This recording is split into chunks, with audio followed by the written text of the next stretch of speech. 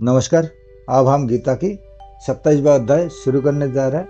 आप लोग ध्यानपूर्वक सुनिए। व्याख्या। पूर्व श्लोक के अनुसार अगर शरीर को नित्य जन्मे और मरने वाला भी मान लिया जाए तो भी वह शोक का विषय नहीं हो सकता, कारण कि जिसका जन्म हो गया है वह जरूर मरेगा और जो मर गया है वह जरूर जन्मेगा।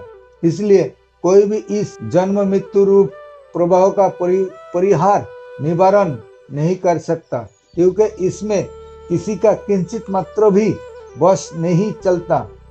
वह जन्म मृत्यु रूप प्रभाव तो अनादिकाल से चला आ रहा है और अनंत काल तक चलता रहेगा। इस दृष्टि से तुम्हारे लिए शोक करना उचित नहीं है। ये धृतराष्ट्र के पुत्र जन्मे हैं तो जरूर मरेंगे। तुम्हारे पास ऐसा कोई उपाय नहीं है जिससे तुम उनको बचा सको। जो मर जाएंगे वे जरूर जन्मेंगे, उनको भी तुम रोक नहीं सकते।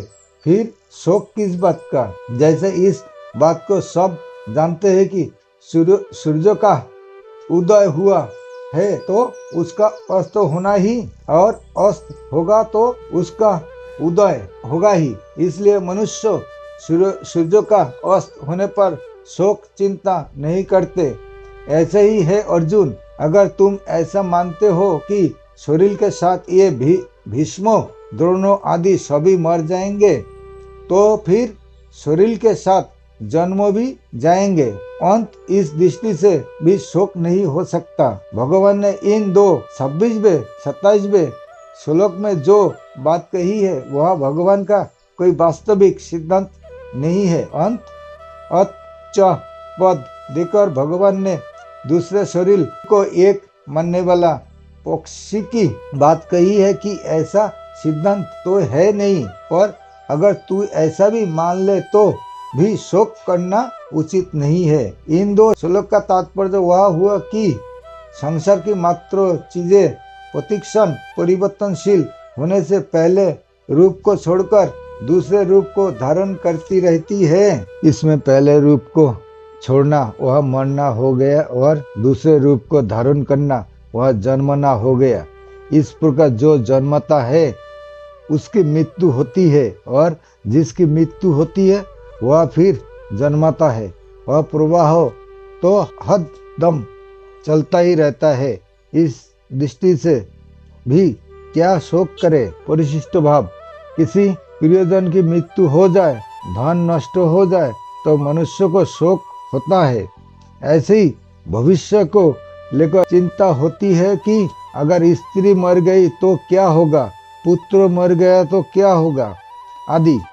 ये शोक चिंता अपने विवेक को महत्व न देने के कारण ही होते हैं। संसार में परिवर्तन होना, परिस्थिति बदलना आवश्यक है। अगर परिस्थिति नहीं बदलेगी तो संसार कैसे चलेगा? मनुष्य बालक से जवान कैसे बनेगा? मूर्खों से विद्वान कैसे बनेगा? रोगी से निरोग कैसे बनेगा? बीज का वृक्ष कैसे बनेगा? परिवर्तन के बिना संसार स्थिर चित्त की तरह बन जाएगा। वास्तव में मरने वाला परिवर्तनशील ही मरता है, रहने वाला कभी मरता ही नहीं।